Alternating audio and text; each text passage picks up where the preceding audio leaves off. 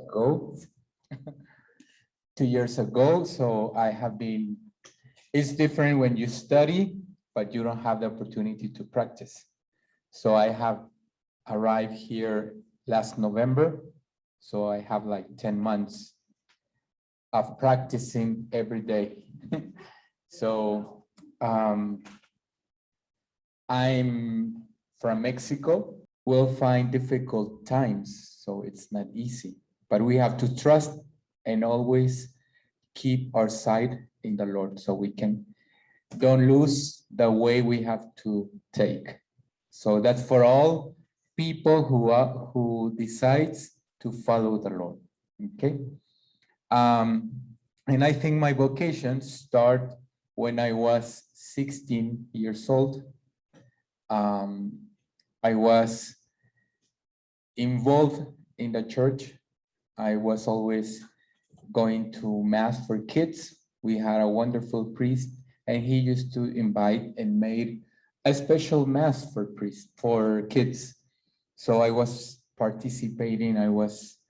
Sometimes when I was at mass, I was imagining me in the altar celebrating mass, and I felt most of the times scared, afraid, because I was not good talking in public. I didn't like to talk. So I was terrified when I had a microphone in my hands also. So then I start in the youth group, and the youth group used to had a meeting, and we used to share the word of the Lord. We used to read the gospel of the day. We used to pray and to share the message we discovered in the gospel. And I liked that very much. So I always was excited when I was knowing more the Lord. And we used to read a part of the life of the saint. So I enjoy very much to listen the life of the saints. And I was very excited. And I remember that I always went to home and share with my family, in school with my friends. But I start having problems because, sometimes people doesn't want to listen about God, and they think that it's boring. And when you start talking about God, then they say you're crazy. I don't want to listen to you.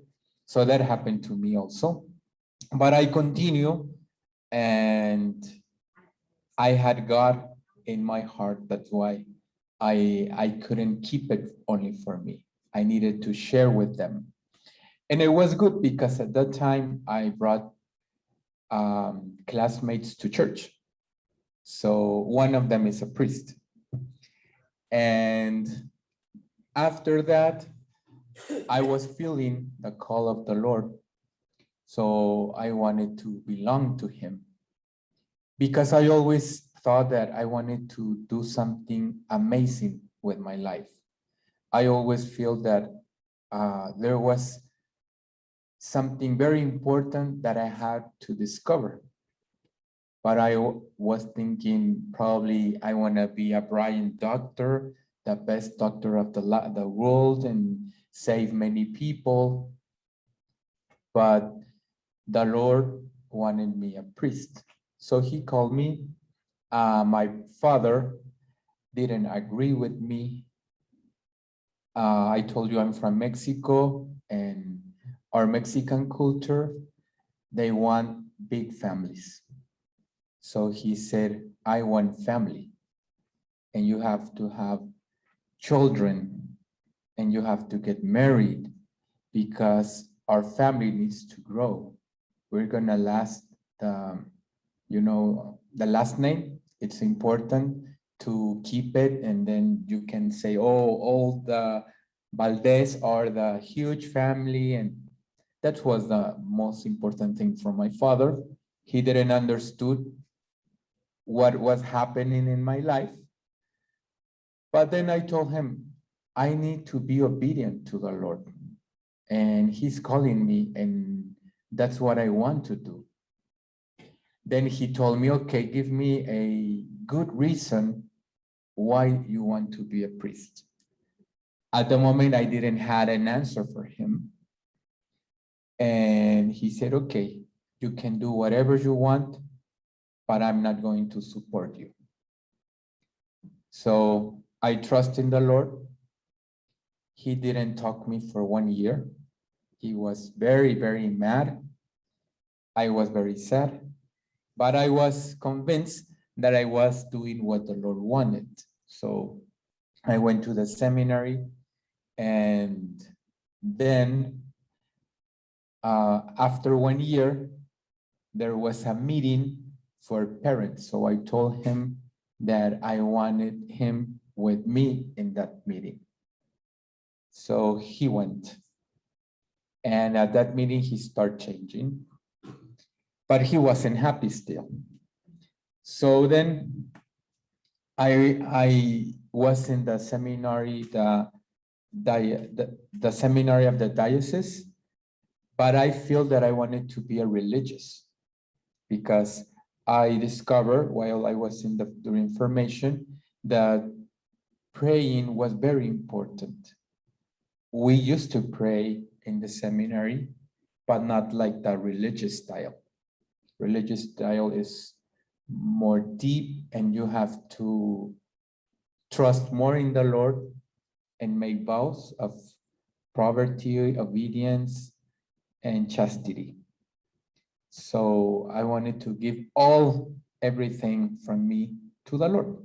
So that's why I went to a religious community, and I finished there my formation. That was in Argentina. So I lived there for 12 years. And when the day of the ordination came, that happened during 11 years of formation. So I told my father, now it's the moment that the ordination is coming. So I wish that you can be with me in Argentina. I told the same to my mom. My mom always was supporting me, praying for me, and saying, okay, I happy in your decision you take in your life, and it's fine. So my mom couldn't travel for health problems. So my dad was there.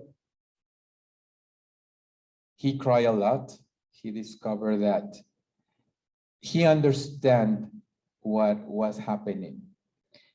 And then when my dad was there, my father, I understood that the Lord used him because that was going to help me to grow in faith and to trust more in the Lord and to be open to the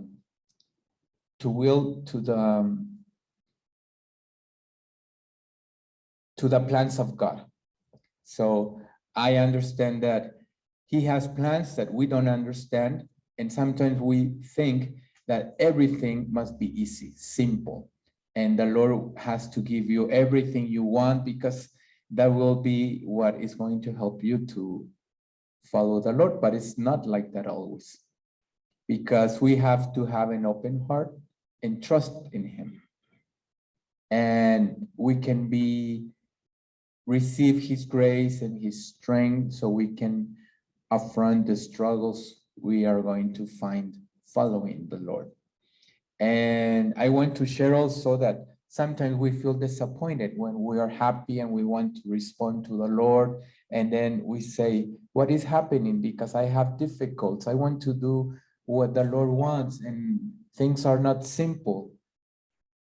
But even when that is happening, the Lord is close to you, working in your heart, inviting you to trust more in him. So that's what I learned during my journey to become a priest. So I was born in June 13, the feast of Saint Anthony. And in my family, my grandfather by my mother's side was born in June 13. One uncle was born in June 13. Two cousins were born also in your turn, and me. So Saint Anthony, it's an important saint for us. And I asked during all my formation his intercession. And I love Saint Anthony. He's a good saint, all of them, no, but he's special, very special. So I was ordained June 12th, the day before of the feast. So that was a special sign for me. And the next day, I celebrate my first Mass, the day of my birthday, the day of Saint Anthony.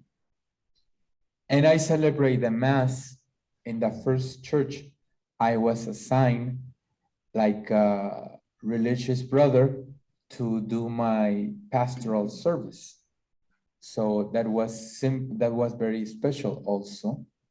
So, and then a special gift that the Lord gave me, and an offering that I can make to the Lord, given all my life in that special day of June 13th, St. Anthony Feast. And it was a very special and unforgettable day. And I remember that before the Mass, I had a long time of praying because I was feeling that I had in front of me a great mystery of love from the Lord. And you know that we can't understand the mysteries of God. We can only accept them, receive them, and get immersed in the mystery and discover during the time what the Lord wants. So that's what I was trying to do, to accept the mystery of the Lord, trying to ask them, I wish I will know what you want specifically in my vocation. And I was thinking that probably he was going to tell me, okay, go and work with the poor, or go and work with people who doesn't believe in God. I was expecting something like that. But during the Mass, I find in my heart the answer, and the answer was that he expects that I can trust in him, only that. And it seems simple, but it's not so simple. Trusting in God, it's very difficult because sometimes we trust in ourselves. And I think, and that's part of my life, that always I wanted to have like the control of the things, that everything was good, and the human, to have like all my things resolved by my human thoughts. And it doesn't work like that.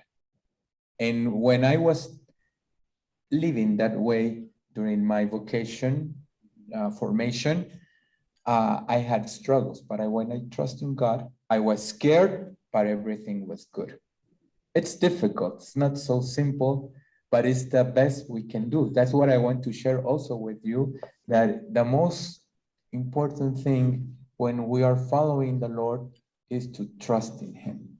Probably I won't have the answers of everything, but when I trust in him, I'm going to find many wonderful things, miracles, and we're going to understand a little bit how the love of God works. Can you remember your name? Betsy. Betsy. I was talking with Betsy. She asked me if I had received the vaccine. I told her that yes. And also that I had to have it because I had pneumonia. And I told her also I had a tumor in my lungs 5 years ago. And it was something very strange. And I used to visit many times the hospitals, and probably I got sick there because I never smoked. I had all my life a healthy life. So doctors were trying to find what happened, that you have a tumor on your lungs. And it happened, I don't know at what moment, but when I discovered, I was very sick. And one morning I was coughing and coming with a lot of blood. I went to the doctor, then made a studies, and they discovered that I had a tumor. So I was going to go to a surgery. I was a little bit scared because I was in Argentina, very far from Mexico, from my family.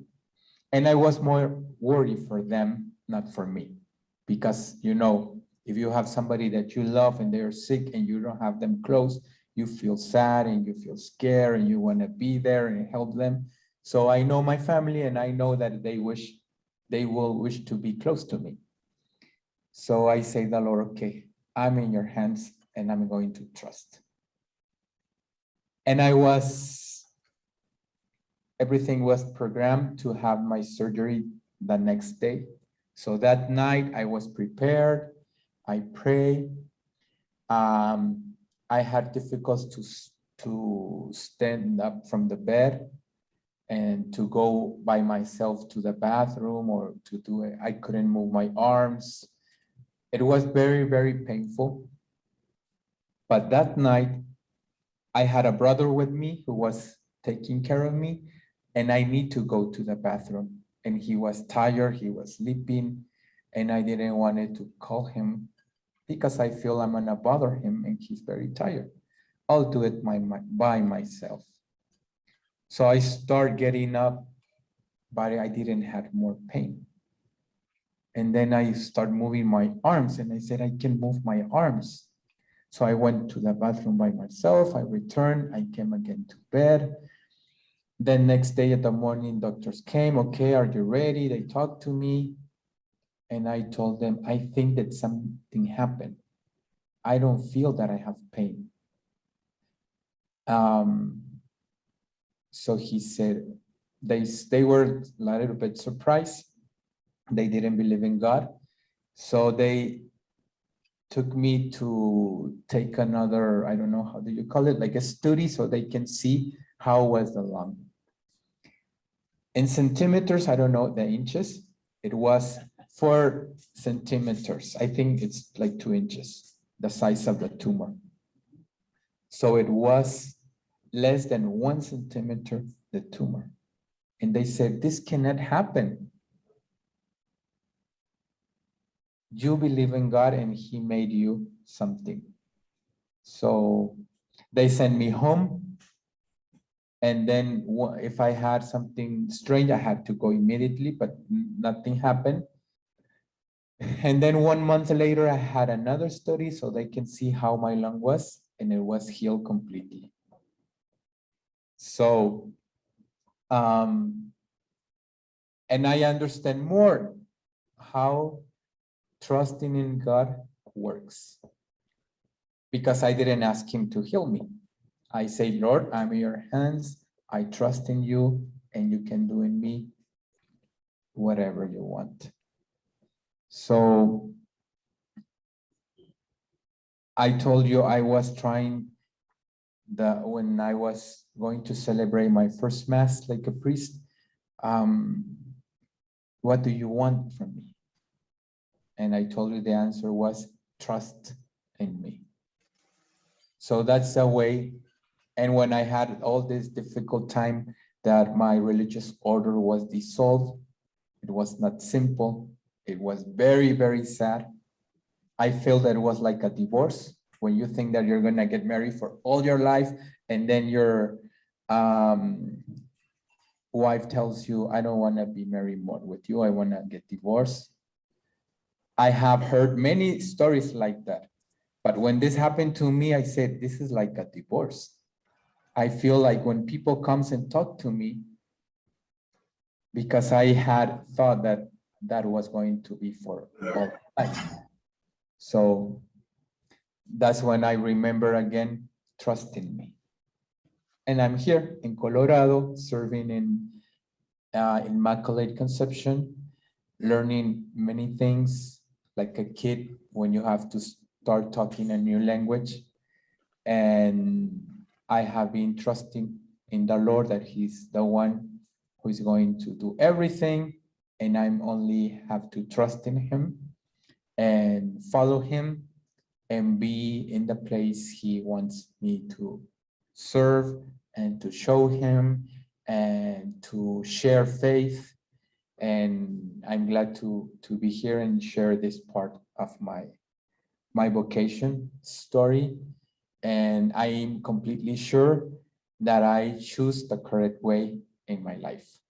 So thank you. And well, that's all.